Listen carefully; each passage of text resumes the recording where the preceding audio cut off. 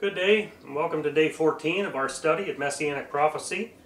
There are only 11 days left until Christmas, so hopefully you're getting everything done that you need to get done. Yesterday we looked at a prophecy that spoke of the star that would come out of Jacob, the scepter that would rise out of Israel. Now we're going to see later in the fulfillment portion whether this was a literal star or not, but I think we already know the answer to that question. But how did the ancients know to look for a star or a symbol?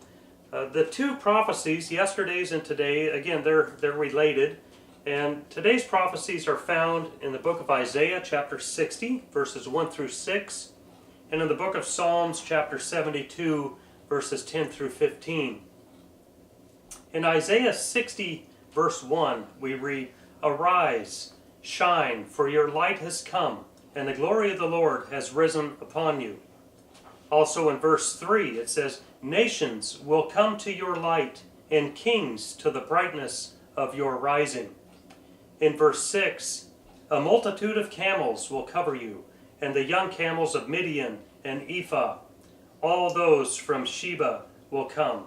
They will bring gold and frankincense, and will bear good news of the praises of the Lord."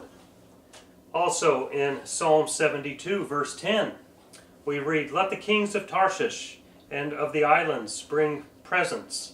The kings of Sheba and Seba offer gifts." Verse 15, "So may he live, and may the gold of Sheba be given to him, and let them pray for him continually. Let them bless him all day long."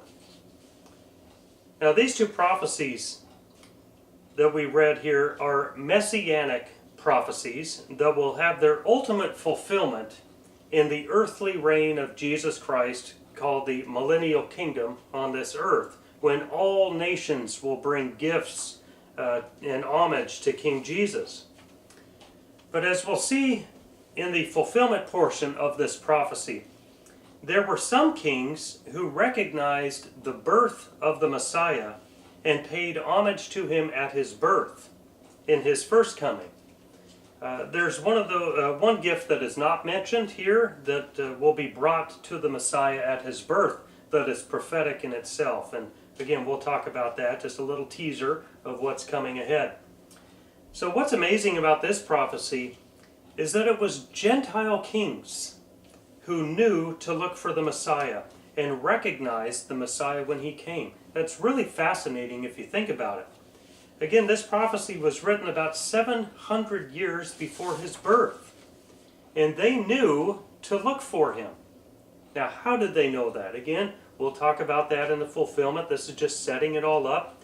But they had studied the Hebrew Scriptures and probably got some teaching from someone, and they knew to look for this prophetic announcement that did come true. So they revered the Lord our God, and they rightly presented the Messiah with gifts at his birth. Now the Apostle Paul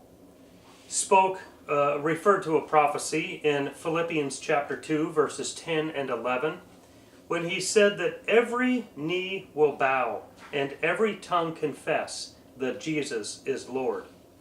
The bowing and the confessing began at Messiah's birth, and it will continue at the judgment seat for believers. It'll continue through the millennial reign of Jesus Christ on this earth, and it will lastly be fulfilled at the great white throne judgment for unbelievers. Everyone, no matter when you were born, whether you're a believer or unbeliever, you will bow and confess that Jesus is Lord. Hopefully you will do that as a believer and not an unbeliever. One question we have not discussed today is, again, how exactly the ancients even knew to search the Hebrew Scriptures and to look for the Messiah. And again, we'll examine that. Again, God's plan is just so magnificent. Babylonian captivity, those 70 years they spent in Babylon, has great significance to this prophecy today. So tomorrow we're going to look at the prophecy that speaks of where the Messiah would seek refuge in his early life. So again, today was kind of a short lesson, but it was fun. So thank you for watching, And please share these videos if you're finding them helpful or useful to you. So until tomorrow, be blessed.